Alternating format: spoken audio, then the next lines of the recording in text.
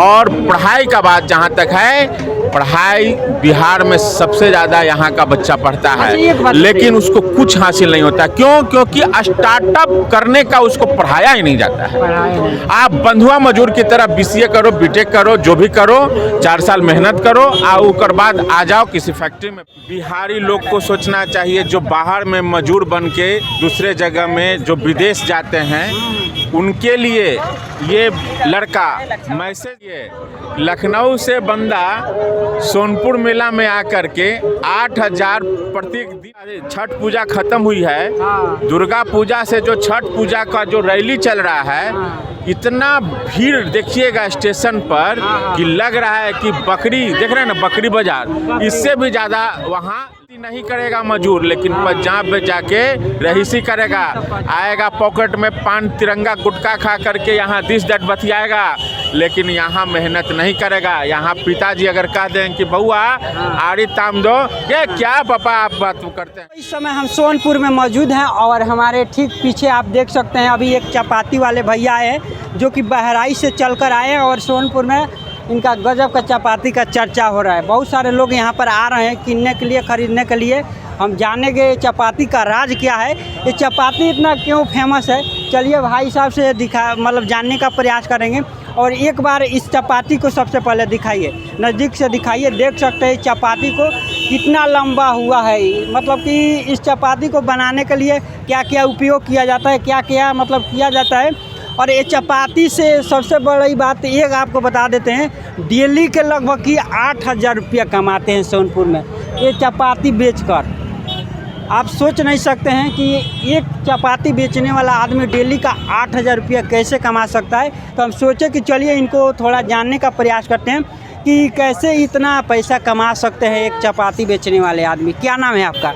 मेरा नाम है मोहम्मद नसीब सिद्दीकी। अच्छा, मैं बहराइच से आया हूँ। कितना साल से आप आते हैं इस मेले? ये तो हो गया 40 से 50 साल हो गया। मेरे भाई बाप दादा लोग भी आते थे, मैं तो ये दूसरा साल है। अच्छा, यानी आपके पिताजी आपके दादाजी सभी लोग चपाती बेचते थे। अच्छा, एक बात बताइए, इससे क्या फ़ायदा हो सकता है, क्या इनकम हो सकता है? चपाती बेचने से आपका घर का परिवार का खर्चा भी नहीं चलता? जी जी, घर परिवार सब चलते हैं अच्छे से। कितना कमा लेते हैं? लगभग 7 से 8,000 रुपया डेली का। 8,000 रुपया कमा लेते हैं डेली का। लेकिन सभी लोग देखते होंगे कि एक आम एक परात लिया है, कुछ इसमें रखे हैं, तो 8,000 कैसे कमा लेते हैं? हमको विश्वास नहीं हो रहा, हमको विश्वास ही नहीं हो रहा है भाई 8,000 आप कमा लेते होंगे। घी का हलवा बनता है और देसी घी का ये पराठा बनता है। अच्छा हाँ। अच्छा, एक बात बताइए, ये बोल रहे हैं कि 8,000 रुपया कमा लेते हैं, आपको विश्वास हो रहा है? नहीं आए? नहीं, असंभव बात। असंभव है जी। एक दिन में 8,000 रुपये कमा लेते हैं। बोल रहे हैं हाँ, तो हो भी सकता है। कैसे देते हैं भैया? ये 70 रुपये का पाव केजी है।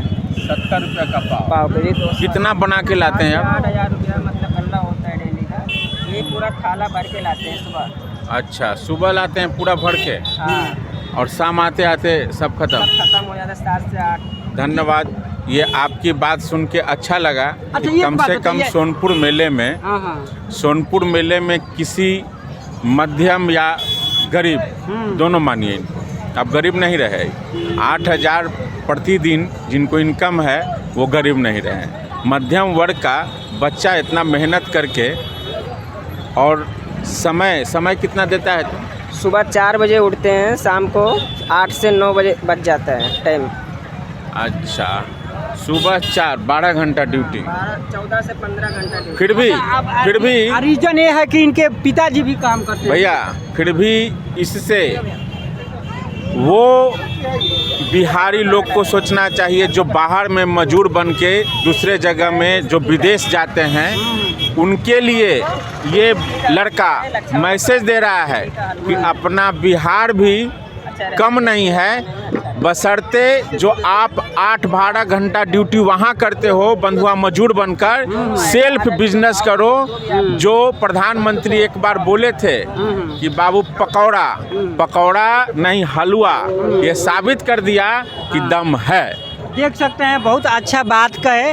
और ये चपाती में वास्तव में हो भी सकता है, कमा भी सकते हैं। क्योंकि मान लीजिए इस समय इनका रोजगार यही है ना। कैलकुलेशन इन्होंने बताया उसमें तो प्रत्यक्ष हो रहा है ना कि इन्होंने कमा रहे आ हैं। रहे हैं। आप कमा रखे हैं इसलिए कि आप सोचिए कि कितना किलो लाते होंगे आप टोटल।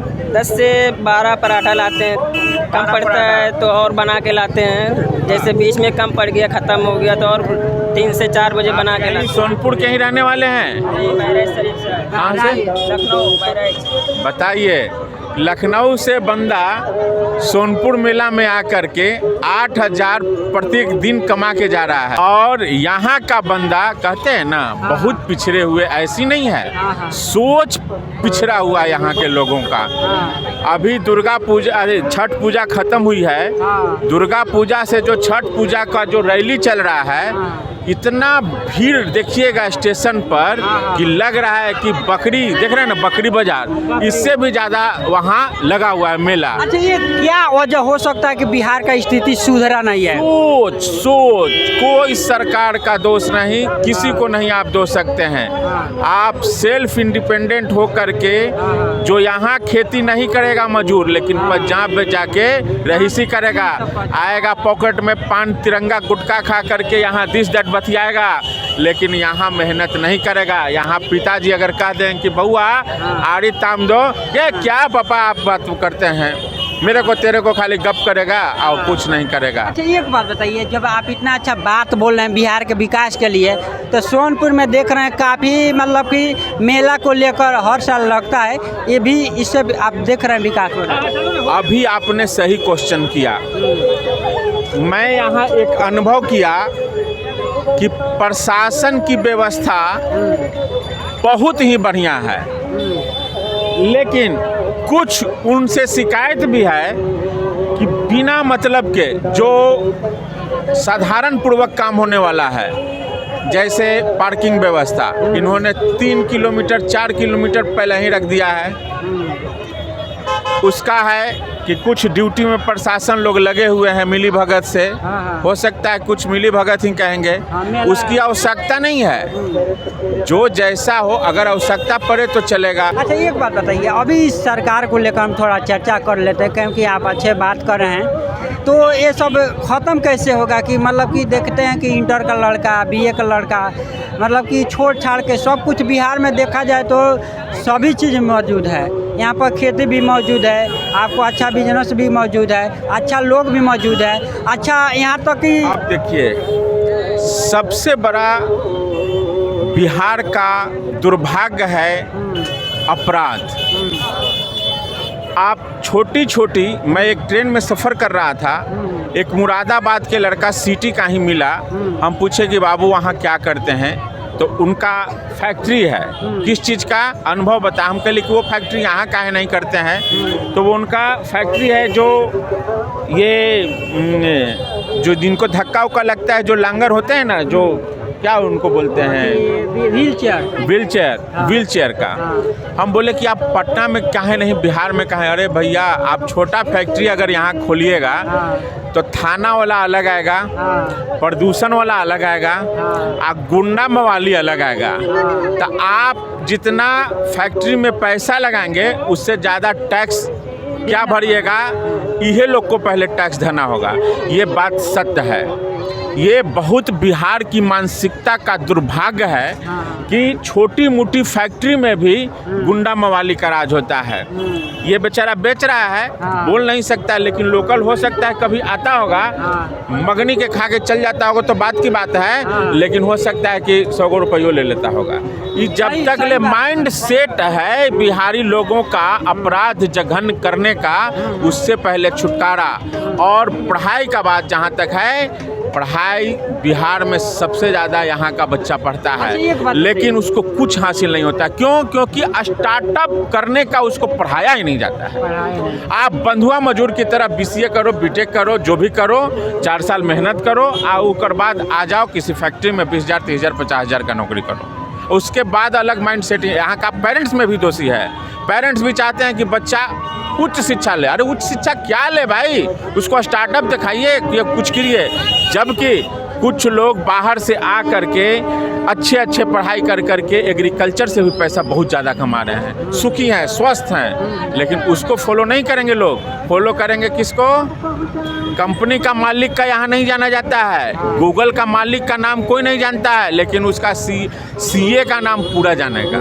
हाँ, यही यहाँ दुर्भाग्य है, स्टार्टअप करने की क्षमता नहीं है लोगों को। एक और लास्ट सवाल हमारा तरीका से देखते हैं गठबंधन के सरकार पे। या राजनीतिक में तो मैं कुछ अनुभव नहीं रखा हूँ, लेकिन सरकार गठबंधन का हो जो हो, बिहार में जो नीतीश कुमार किए हैं वो साफ दिखाई दे रहा है। अब ज़्यादा हम कुछ नहीं बोलेंगे, स्पष्ट बात। इसलिए कि भाई मेले में आए घूमने, पॉलिटिशियन से अलग रहेंगे, लेकिन ये सबको अनुभव है कि जो इन्होंने दिखाया है पटना को, जैसे दिखाएं, दल बदलू भी कहिए चाहे जो कहिए, लेकिन इन्होंने जो दिखा दिया है वो अभी मुश्किल है। हाँ, देखिए, हम इतना जानते हैं कि राजा के पास पैसा रहेगा तब वहीं राज करेगा। अब पैसा कमाने का बुद्धि जिसको ज़्यादा है, जिसको टैलेंट ज़्यादा है, वही राज कर सकता है, जो हमारे नीतीश कुमार में हैं। ये देश नहीं विदेश में। अच्छा, लेकिन बहुत सारे लोग बोलते हैं कि कभी इधर चले जाते हैं, उधर चले जाते हैं। मैंने पहले बताया कि इधर ये नहीं जाते हैं, ये एक सिद्धांत रखे हुए हैं, और इनकी सिद्धांत को अगर आपको फॉलो करना है तो आप फॉलो कीजिए, इनको फॉलो करना है तो ई फॉलो करें। मैं इनको सही नहीं कह सकता हूँ, सही नहीं कह सकता हूँ, लेकिन गलत भी नहीं है। ये बिहार की जनता प्रत्यक्ष रूप में उनको बताते कि आप गलत नहीं है, इसी वजह से इतना साल राज कर रहे हैं। और अब थोड़ा सा एज हो गया है, कुछ देखते हैं कि कुछ जो है बोल देते हैं। हाँ, कुछ बोल भी देते हैं, कुछ माइंडसेट या कुछ उनके प्रति क्या है नहीं कह सकते हैं, लेकिन विद्वान है। हमारा नेता बिहार का विद्वान है, बिहार के मिट्टी में लालू जी भी विद्वान आदमी हैं, उनको भी दोषी नहीं ठहरा सकते हैं, क्योंकि लालू जी भी कुछ क्षण को जो उन्होंने सही किया है वो कोई नहीं कर सकता है। चलिए, बहुत बहुत धन्यवाद, आप हमारे चैनल पर समय दिए। और